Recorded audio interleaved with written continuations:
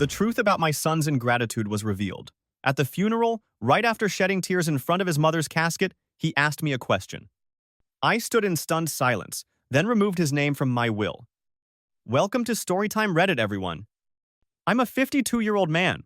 For nearly 3 decades, I lived with the only woman I ever truly loved, the one who had stood by my side since high school until the very end of her life. We had a son together. He's 28 now. But perhaps the most painful thing a father can face isn't death. It's the irreparable breakdown of a relationship with the very child he once pinned all his hopes on. I don't remember the exact moment things began to fall apart. All I know is there was once a time when my son was a good kid. Not exceptionally gifted, but polite. Honest at least until the end of middle school. I remember the nights we played chess together every Saturday, or when he would wrap his arms around his mother after school. That boy was once our pride and joy, but then everything began to spiral. Once he entered high school, he completely changed. From a shy little boy, he became defiant and impulsive. My wife and I started getting constant calls from the school. He was skipping classes, talking back to teachers, and hanging out with a bad crowd that smoked and caused trouble. We couldn't understand what went wrong. We weren't neglectful. Parents, we were always there. But somehow, our son chose a completely different path. I had inherited my father's advertising company. I worked hard, while my wife stayed home to take care of the household. We truly believed we were doing everything right, creating a stable, loving home. But maybe we had failed somewhere along the way without realizing it. We tried to talk to him, to correct him, even to lay down strict consequences. I remember yelling at him that if he kept living like this, he'd have to leave the house. But he knew deep down that we'd never actually kick him out, and that's probably what made him stop taking us seriously. After graduating high school with nothing to be proud of, he suddenly announced that he wouldn't be going to college. "It's a waste of time," he said. I couldn't accept that. In our family, education and effort were non-negotiable values. I had once hoped he'd take over the company someday, just like I did from my father. But instead of preparing for the future, he chose to avoid responsibility. I was furious. We had a massive argument. In the end, I told him that if he wasn't going to school, then he had to get a job and pay rent just like any other adult. My wife tried to stop me, told me not to be so harsh, but I couldn't continue enabling him anymore. He had to learn to take responsibility for his own life. What followed was a series of disappointments. He applied for jobs everywhere and kept getting rejected. No experience, no degree, and an entitled attitude. I told him to start small, but he said working as a cashier or waiter was beneath his dignity. I honestly couldn't understand what had happened to the boy I once knew. I even had to beg a close friend to offer him an internship. It was a solid opportunity. And yet, a few years later, he quit because of too much pressure. I had gone above and beyond to help him, shielded him more than I should have. And in return, all I got was disrespect, laziness, and ingratitude. Looking back, what hurts me the most isn't that he failed, it's his attitude. The apathy, the selfishness, the way he looks down on those who gave up everything for him. At some point, I stopped recognizing the child I once held in my arms. When my son told me he was quitting his job, I was speechless. It wasn't some prestigious positions, just a role at a startup run by one of my closest friends. But it was a job I had swallowed my pride to secure for him, creating an opportunity from nothing for a young man who had next to nothing himself, no degree, no real experience, no clear direction. And yet, after more than a year of working there, just when he was finally earning a better salary and gaining some stability, he announced he was quitting because it was too stressful. Stressful? My son had never pulled all-nighters to meet deadlines. He had never known what it felt like to shoulder an entire family during a business crisis. He had never been cornered by clients so badly that he had to take out personal loans to make payroll. And now, just because the workload increased slightly, he couldn't take it? I remember that day vividly. I was reviewing the quarterly report when he walked in with a blank expression and casually said he had submitted his resignation and would be taking some time off to figure out what fits him better. I clenched the report in my hand, trying to stay calm, but in my mind I was screaming, "Fits you better? How long are you planning to keep figuring yourself out?" Instead of lashing out, I asked, "What are you planning to do after quitting?" He shrugged, his eyes cold and indifferent. "I don't know yet. Maybe start a business or go back to school for something. I think I'll just rest for a few months first." I laughed not because it was funny, but because I was so furious I had no words left. Every opportunity, every pat on the back, every ounce of patience, he threw it all away like it meant nothing. I looked him dead in the eyes and said clearly, "If you quit, you leave this house. I can't keep supporting a grown man who refuses to take responsibility." And then the storm broke. He exploded, calling me a controlling father, claiming I never listened to him, never supported him, and that I was forcing him to live by my outdated ideals. I didn't hold back anymore. I yelled back, pointing right at him. "You're ungrateful. Do you have any idea how many favors I had to call in just to give you a decent path forward? You've never done a single meaningful thing. All you do is complain and blame everyone else." My wife, hearing the shouting, rushed in to try and defuse the situation, but my son turned to her, eyes filled with contempt, and said the words that shattered everything. "What do you even know? You've never worked a day in your life. You lived off Dad's money your whole life, so just stay out of it." It felt like a punch to the chest. My wife went silent. She didn't say a word, just quietly turned around and walked back to the bedroom. I followed her and found her sitting at the edge of the bed, tears silently streaming down her face. She didn't sob, she didn't speak. The woman who had given up her youth to be a wife, a mother, a homemaker, just got reduced to a parasite by her own son. How could I ever forgive that? I returned to the living room. He was lounging on the couch with his feet up on the table, scrolling through his phone like nothing had happened.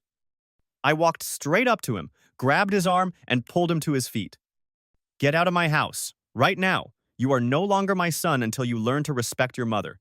He didn't say a word, just walked upstairs. 15 minutes later, he came back down carrying 2 bags. He walked past me without even looking back. That was the last time I saw my son for 6 whole years. I went from a father who once hugged his son every night to a stranger in his eyes. And he officially became a stranger to me the moment he insulted the woman I loved more than life itself. After the day the door closed behind my son, our house never truly felt like a family again. At first, there was silence, but not the peaceful kind that fills a quiet evening. This silence was heavy, like a giant stone hanging from the ceiling, pressing down on everything. There was no laughter, no arguments, no sound of his hurried footsteps, just me and my wife, living in the vast emptiness our son left behind. During the first few weeks, I often saw her standing quietly outside his bedroom each morning, holding a cup of tea, eyes distant, as if waiting for someone to open the door and say, "Mom, I'm home." But that door never opened again.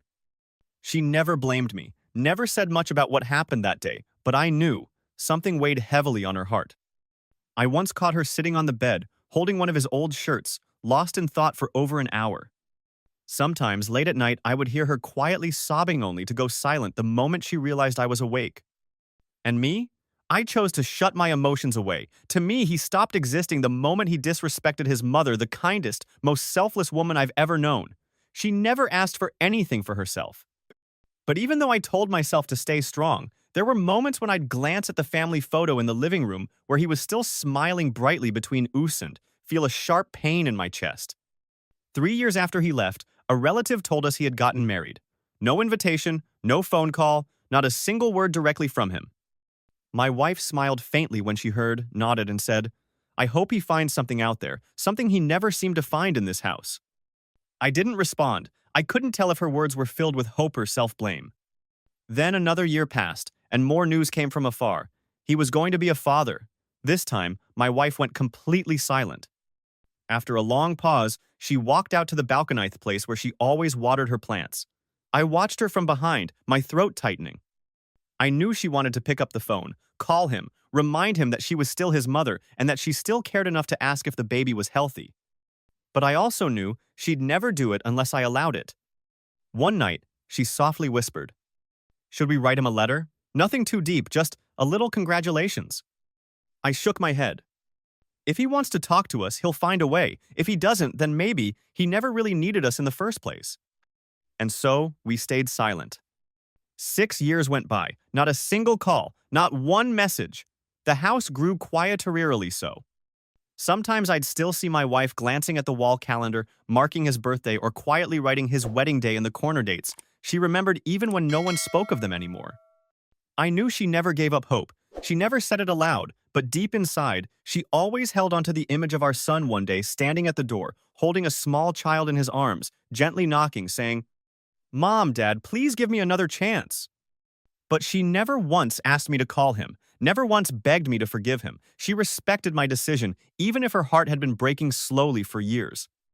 Now that I look back, I realize the deepest pain wasn't losing my sonnet, was watching the woman I loved most in this world swallow her sorrow day after day, clinging to a fragile hope, only to pass away without ever hearing a single apology from the child she carried for 9 months and loved unconditionally. I can't even remember the last time I hugged my wife. Maybe it was that morning when I was rushing out for work and she was still in the kitchen making tea. I kissed her gently on the forehead, like I did every day, and walked out the door thinking that when I came home that evening she'd be there, smiling at me like she always did. I didn't know that would be the last time. My wife passed away just a few hours later suddenly, without warning, without a chance to say goodbye. Her heart stopped. She was only 52. So was I. We used to joke, "We'll grow old together, you'll lean on me when your legs hurt." But now, I walk alone on the path we once shared hand in hand. The shock left me frozen. I don't even know how long I sat on the living room floor after getting the news. My mind went blank. The room spun. I didn't cry, I didn't scream, I just went numb. The days that followed felt mechanical. Planning the funeral, choosing the flowers, picking out a photo for her portrait, arranging the burial site. Things that should have been done with emotional distance I did with a heart shattered in pieces. Every choice I made, I thought to myself, she'd like these flowers, or that song was the one she used to hum while cooking. Without her, the house felt soulless. Every corner echoed her voice, the soft laugh when I messed up her coffee, or her gentle scolding when I forgot to hang the towel properly. I handled every detail of the funeral myself, not because I didn't have help, but because I needed to do it with my own hands one last time. I couldn't let anyone else take over, as if she was just another person who'd passed. Number. She was my world, my everything. And then came the funeral day. There were many guests, friends, relatives, old acquaintances, everyone dressed in black, everyone grieving. But I focused on just one thing, making sure she left this world peacefully, no chaos, no disorder. What I didn't expect was for the one person I never wanted to see again to walk through that door. My son. 6 years of no contact, no calls, no apology, and yet there he was alongside his wife and their young child. All three were dressed respectfully, faces somber. But I didn't know how to feel. My whole body froze when I saw him. All the memories came rushing back, the cruel words he had once spat at his mother, the cold look he gave as he walked away and never turned back. And then he hugged me, tightly. He cried, trembled, whispered an apology. I broke down too. I'm not even sure if I cried because of losing my wife or because all the resentment I had buried for years suddenly cracked open. Maybe both. We held each other for a long time. For the first time in years, I felt my son's arms around me again. People say blood is thicker than water. Maybe that's true. Even though I had tried to deny it for so long, in that moment, I thought, maybe my wife brought him back to us in her own mysterious way. I even silently thanked her for somehow using her passing to reunite what was left of our broken family. But I was wrong, because just a few hours later, it all came crashing down again. And this time, it hurt even more than death. I thought, just this once, hope wouldn't be the thing that destroyed me again. After all those years of silence, after all the scars that hadn't healed, I allowed myself to believe that if my son came to say goodbye to his mother, if he wrapped his trembling arms around me and whispered, "I'm sorry," then maybe, just maybe, I could forgive him. Maybe I was a fool. Maybe I let emotions cloud my judgment, even if only for a few short hours. After the funeral ended, the guests slowly left, and only a few close family members remained. The house once filled with my wife's laughter was now blanketed in silence. My son came over and said he wanted to talk privately. I nodded, still foolishly holding on to the hope that maybe he wanted to talk about his mother, to share some old memories, or simply show that there was still something left between us worth saving. We sat down in my study, the room where my wife once hung family photos all over the walls. Now, only a few lonely frames remained, bathed in the fading light of late afternoon. He was quiet for a few seconds. Then he began, "I know this might not be the best time, but I really need to ask, did Mom leave anything for me?" I didn't understand. I thought I misheard him, but Nohe said it clearly, every word without hesitation. It felt like someone had slammed a fist into my chest. Just yesterday, my wife had still been lying cold and lifeless, And now, the son who had made her cry night after night was standing in front of me, asking about his inheritance. He continued, completely unaware of the knife he had just twisted into a grieving father's heart. I've been struggling financially. I quit my job a few months ago, and I'm planning to start my own business. But I've run out of money, so I was hoping if Mom left me anything, I could use that to get started. I couldn't speak. I just stared at him. In that moment, everything froze. The room, the air, even the fragile hope I had been clinging to for the past few hours. My wife had always believed, no matter what, that our son would change, that a mother's love was strong enough to pull him out of the darkness. But if she had seen this, if she had seen him talking about money at her funeral, her heart would have broken all over again, this time out of pure despair. I stood up, looked him straight in the eyes and said, "Get out of my house, now." He looked stunned. He took a step back, his voice barely audible. "I was just asking. I wasn't demanding anything. I just thought if Mom had left." "I don't care," I snapped. "You didn't come here to mourn your mother. You came for money, and because of that, you don't deserve to stand in this house or even speak her name." He jumped up and started arguing back. I screamed at him, called him ungrateful, called him the most bitter disappointment of my life. We were right back to where we were 6 years ago, another screaming match. But this time, there was something different. I didn't feel pain anymore, only disgust.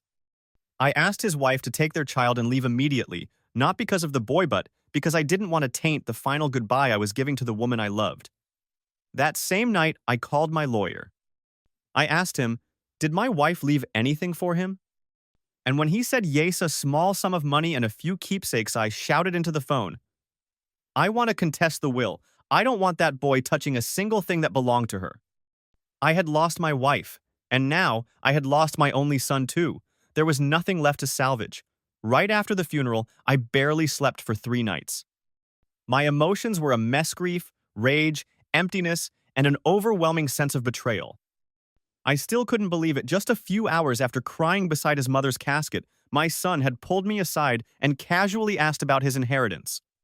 His mother had just passed away, her body wasn't even cold, and yet all he seemed to care about was how much money he might receive. That very night, I called my lawyer, a close friend who had also known my wife well. When I told him I wanted to contest the will, he wasn't surprised. He simply said, "I understand, but let a few days pass. You're in a lot of pain right now. Think carefully." And he was right. I needed time. After the initial fury faded, I began receiving messages from relatives and friends, people who had witnessed the argument that day. Everyone told me I had overreacted, that no matter what, he was still my son, that my response had been too extreme.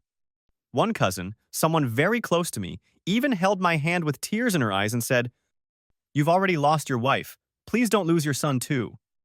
I knew their words came from a place of kindness. They didn't want to see my family fall apart even more, but maybe they weren't in my position. They didn't hear his voice when he asked about the money, completely calm, with no hesitation, no trace of remorse for the mother who had just been laid to rest. They didn't know that I had hoped. I had embraced him at the funeral with tears streaming down my face. I had whispered to myself, maybe this is our chance to rebuild. But then just one question about inheritance shattered every last bit of hope I had left. A few days later, I met with my lawyer again. This time, I wasn't angry. I was calm and clear. "I won't contest my wife's will," I told him. "She left behind a small amount of money and a few keepsakes. I will respect that. But as for my own will, I want it changed. I don't want to leave him a single cent." He nodded. I knew he understood. He had seen too many families destroyed by money, but this wasn't just about money. This was about character, about fatherhood, about gratitude, something my son had discarded without a second thought. I told him, "I used to think, maybe one day when I'm old and frail, he'd come back, I'd hold him and say, 'I'm not angry anymore.' But no, not now. I've already lost my wife. I won't lose my self-respect too." He said only one thing, "Then let's rewrite your will in a way that lets you rest in peace one day." And that's exactly what I did. I rewrote everything: my assets, the company, the house. All of it was to go to the people I trusted, the people who stood by me during my darkest days. From my younger brother, who quietly supported me after the funeral, to a friend who held my hand in front of my wife's grave without a word, just standing beside me. And my son? Not a dime, not a note, not a single explanation, because now he is no longer part of my life. I had tried to hold on. I had softened my heart before. I had once believed that blood is thicker than water, that no matter what, family couldn't be abandoned. But some wounds run so deep that even blood ties can't heal them. I didn't do this out of hatred. I did it to protect the memory of my late wife. She deserved to rest in peace without having to witness the same son she placed all her faith and continued to destroy everything she spent her entire life building. I thought, after everything, maybe he'd feel at least a little regret. When my lawyer officially reached out to inform him that he would receive nothing from my will, I imagined many possible reactions. Silence, shock, anger, maybe even a phone call asking to talk just once. But no, the only thing my lawyer received was a reply so cold it left me stunned. I don't care. I'd rather be broke than accept anything from him. I don't need handouts from someone who tears down his own son just to prove a moral point.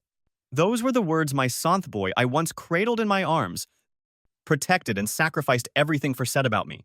Should I have felt hurt? Maybe. But instead, I felt something strange. Relief. There was nothing left to mourn, nothing left to fight within myself. The day I decided to erase him from my will, I still held on to a tiny sliver of hope that if he found out, he'd realize how far he'd gone. That he'd return and say he was truly sorry, no excuses, no expectations. I didn't need him to ask for money. I just needed one thing, one moment in my life where he admitted he was wrong. Where he'd finally say, "Dad, you weren't a bad father after all." But no, he didn't want forgiveness. He just wanted to win. Even in failure, he chose to hold his head high, hoot blankly gloated and no climbs /7-2. Still blaming others. Still clinging to that massive ego and that ungrateful mouth.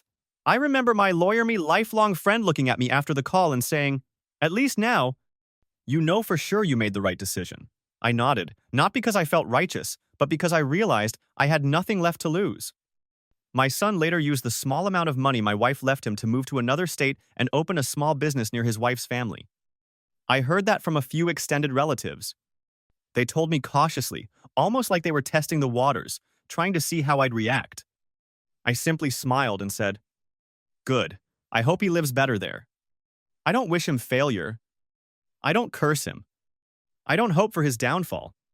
But I also never want to see him again. The woman I loved is gone. The family I once believed would walk together to the end of our days is now just me and a few dusty photographs. But even if I'm left standing alone, I still want to live on. Not out of guilt, but to preserve the last beautiful memories of the woman who loved me unconditionally, even when her heart was broken by the only son she ever had. She believed that someday our son would change, that one day he'd realize how deeply we loved him, and I used to keep that hope alive, for her, but not anymore. I did what no parent ever wants to do. I cut ties with my own child, not out of hate, but out of respect, for her dignity, for my own peace. And for this truth, some people, even those we raise, can become complete strangers, and my son is no longer family to me. It's been 9 months since I lost her, the only woman who ever truly knew me, who walked beside me through every season of life. Some may say 9 months isn't long. But for me, it's felt like an entire lifetime without her. When she died, it was like the ground vanished beneath me. Every morning, I reached for her out of habit. Every dinner, I set the table for Tooth and paused. Every time I opened the door, I hoped to hear her teasing laugh. But there was only silence. No welcome, no warmth, just echoes of what used to be. Losing her was unbearable. Losing our son Tooth through betrayal, through absence, only deepened that wound. There were days I couldn't get out of bed, days I didn't answer the phone. I stopped caring about everything. But I remembered something she once told me, after my father passed.